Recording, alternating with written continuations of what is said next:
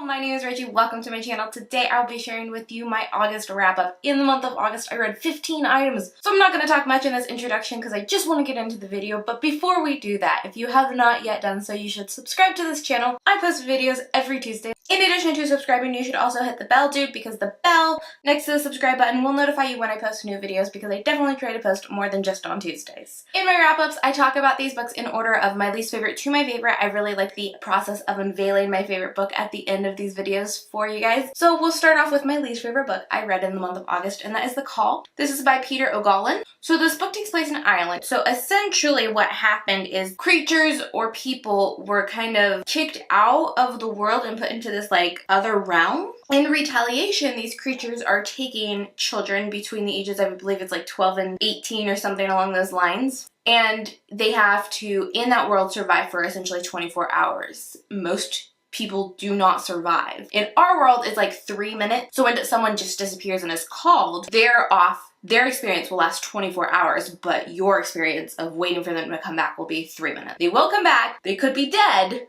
so their body will come back, or some do survive. Because this is the way of the world, these like institutions and schools have sprung up to try to train the children in this age bracket to like give them the best shot of survival so that we can like keep the human race alive. The way the like monsters in other realms kind of went down reminded me a lot of the Bone season, which is one of my favorite series of all time. I did really enjoy a lot of aspects of it. Our main character does have a disability.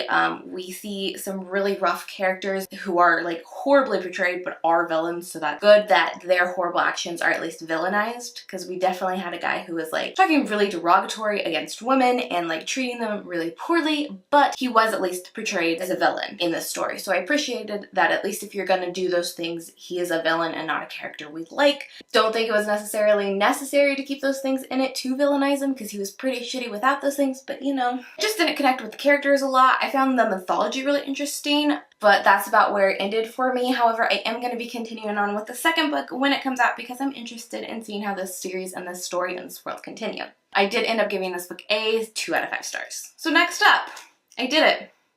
I finished The Tales from the Shadowhunter Academy by Cassandra Clare. I was reading this via audiobook because I forgot to release my hold on it when I decided I was done with Cassandra Clare book. Ended up reading it, liking a lot of it, and then disliking a lot of it. I rated each story, because these are short stories that take place after City of Heavenly Fire. I rated each story individually and averaged the ratings. The ratings averaged out to 3. I did end up giving like one story like a 1 star.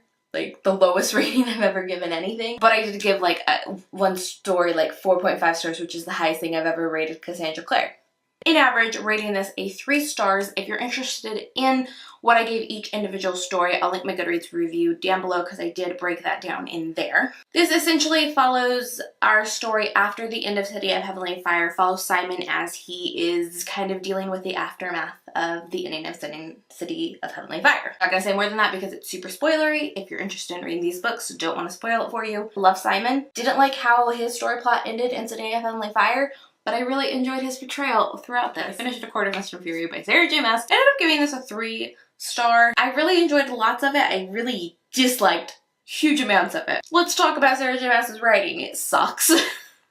Her characters are okay. Reese is an asshole, but also a great person. It's very confusing and conflicting. And Tamlin is stupid, like legitimately stupid. I did really enjoy, as I thought I would, Feyre's like development and her dealing with PTSD and an abusive relationship. However, I feel like we kind of got off that train and only picked it up when it was like, oh, Feyre needs to be like, we're stronger now, let's just talk about how she's healing. It was really strong in the beginning and then it tapered off. I really dislike the use of the word mate in this book. Like, Feyre and Reese are mates, and like, does that word creep anybody else out, or is that just me? Anyways, I will be reading A Court of Wings and Ruin because I do own it, but I'm probably not going to enjoy it. I don't think I will. I ended up giving this 3 out of 5 stars. Not a huge fan of her. This story was supposed to be about a girl, like, reclaiming her narrative, getting away from an abusive relationship, like, rebuilding herself, healing from this traumatic experience and capturement she had in the last book, and it turned into this romance story, and like we had some like time for her healing, and I appreciate that, but like, could we have like moved the relationship stuff to book 3 and let this just be a book about her?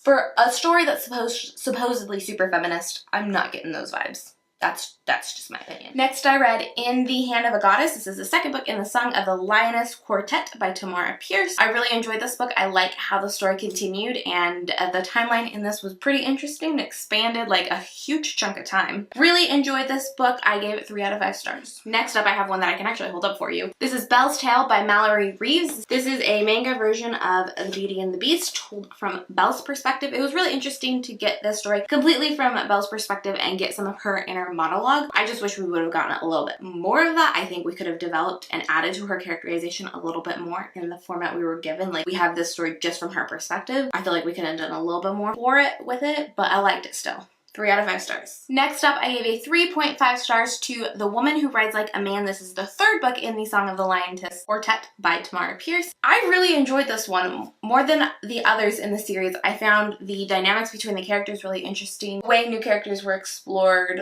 the way Alana has changed and shifted after the events of the second book. I really enjoyed this one. I did. I'm really excited to finish up this quartet and continue on in this world. Next up, I finally read Stars Above by Marissa Meyer. This is a compilation of novellas. Novellas are interspersed between different timelines. A lot of it was super predictable, things that you already knew but were just a little more fleshed out. The big draw to this for most people is there is a wedding within this book. So one of the couples does get married. Went down how I expected it. It was the couple that I thought was gonna get married, got married. Literally went down exactly how I expected. I didn't hate this. I didn't think it was completely necessary. I think if you really love the Lunar Chronicles though, it's definitely a must read. Just don't expect it to blow you away. I ended up giving it a 3.5 stars. I didn't do the breakdown for the stories like I did with Tales from the Shadowhunter Academy. So I don't know if I averaged out my ratings if it would be the same or not, but that's about what I feel about it. 3.5 stars. Next up, we have The Beast Tale by Mallory Reeves. This is the second book in the duology of the Beauty and the Beast manga stories. As you can imagine, this is completely by the Beast perspective. I really liked the Beast perspective and the additions we got from just following the Beast and his perspective. I think they did a lot more with his character, his inner monologue. Again, there still could have been more done, but I really enjoyed what was done with this. So it basically is just retelling the movie, the live action movie, in a manga format, but there are points, like the points where Belle isn't there, or in her story, the points where Beast isn't there, you get their inner monologue of what's going on, what they think about a situation, what happens when they're not with each other, etc, etc. I just feel like this one had a little more depth to it. It was really enjoyable. I liked it.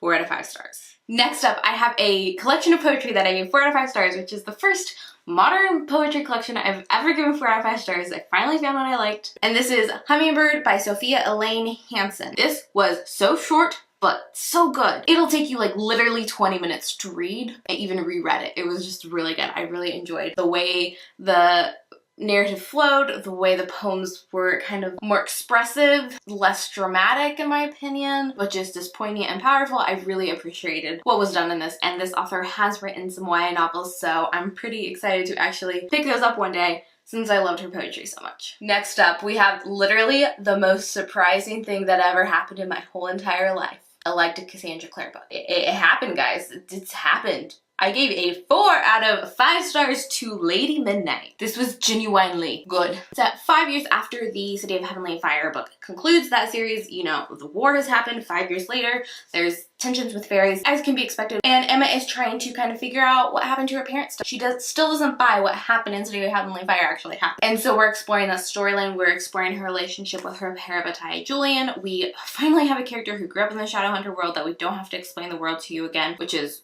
glorious, because we don't need that shit again. We finally have really likable main characters, because that's the thing with Cassandra Clare's books, is I like her side characters, don't like her main characters. Julian and Emma are perfect. They're fabulous. I love them so much. Like, I don't know what to say. Like, I can't believe it. I liked a Cassandra Clare book. I'm actually like excited to read Lord of Shadows. I don't know what's happening. Next up, we have Bad Romance by Heather Demetrios. I gave this a 4 out of 5 stars. This is a story about a girl who is in an abusive relationship. It's told in a very interesting way. At the beginning of the book, she has just broken up with her very abusive boyfriend that she's been dating for approximately a year. It's a mostly emotionally abusive relationship. He does like grab her a couple of times within the book, but mostly this is an emotionally abusive relationship, which I really appreciate is tackled. Typically, when you do have an abusive relationship in a book, it's a physically abusive relationship, and it's very nice to see an author explore how damaging an emotionally abusive relationship is, how a manipulative relationship can be. So I really appreciated that that was what was tackled in this book. The character is essentially writing this letter, reflecting back on the year that has occurred and telling her abuser, her ex-boyfriend, what happened, what led her to this decision, etc., etc. Kind of rehashing what has happened throughout the last year. I had a lot of issues with this book and a lot of like pros to this book. Overall, the pros outweighed the negative things. The negative things were still there, and I can't ignore them. As always happens with me and Heather Demetrios' books, is she just kind of finds a way to grip into my heart and soul and like get her hooks in me. This book is set in Central California, which, as you guys may already know, is where I grew up. It deals with a mother who has a mental illness and a stepdad who is manipulative and just overall a crappy person, which was very similar to my experience growing up. I'm not going to get into details, but I just felt so connected to so many things that happened in her home life. But what I didn't appreciate was, one, that because she had such a rough home life, is that she was like more of a victim to finding solace in this boy who ended up being abusive. Anyone can find themselves in this relationship. It doesn't have to be someone who's already predisposed to that vulnerability. And like, I feel like that takes it away, because a lot of kids could read this book and be like, oh, well, I don't have parents like that, I'll be fine. You know?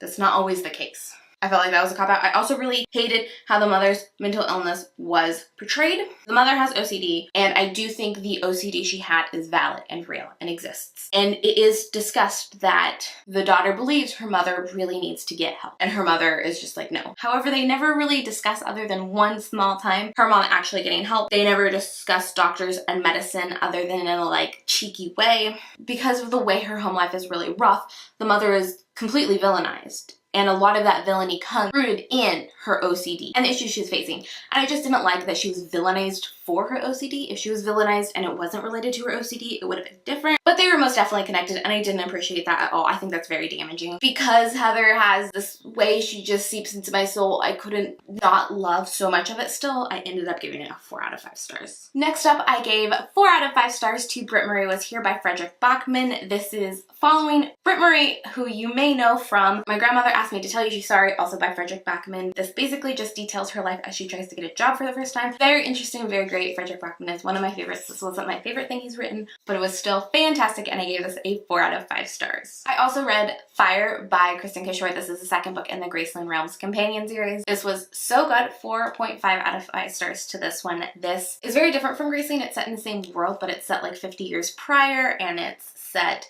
in a different part of the kingdom. It follows obviously a different character, and I loved it so much. I love the way you kind of piece things together, because you don't realize in the beginning that like it's a different time period, and I really liked piecing those puzzles together. I really liked our main character, Fire. She is super great. She's mentally so strong. Really enjoyed her character exploration throughout the story. I really loved her as a character. I really loved so much that happened in this book. This is a fantasy story set in a world where there are characters who have graces, basically abilities. Not everyone has them. They're kind of seen as a like not great thing. Fire is in a world where she doesn't have the graces. She's like on the outskirts of this realm, and she's kept there because she has her own abilities that are not related to being a Graceland. We get a huge expansion of the world in this story, and we see it from a different perspective, a different timeline, etc. It's just really good. I really think if you enjoyed Graceland, you'd like this even better, because it really just does so much more with the world. Next up, we have Runaways, the complete volume 1 by Brian K. Vaughan. I gave this 4.5 out of 5 stars. This is a Marvel superhero story. Love this. 4.5 out of 5 stars. Really excited to finally continue on with this series, because majority of this collection was a reread for me. Finally, we have another graphic novel on this list. This is March, book 1. This is by John Lewis, Andrew Aiden, and Nate Powell. This is the first book in a trilogy of graphic memoir type stories, and they kind of detail the civil rights movement. This first book was really good. I really enjoyed it. I'm really excited to continue on with books 2 and 3. This was just really profound and moving and really interesting. I really liked how this was told in kind of like a frame narrative. We have these children who come into John Lewis's office, and he kind of tells them a story. It was really good. Really enjoyed it.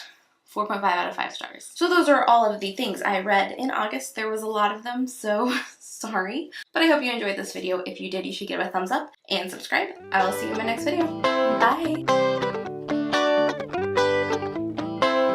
Baby, I beg you, yeah.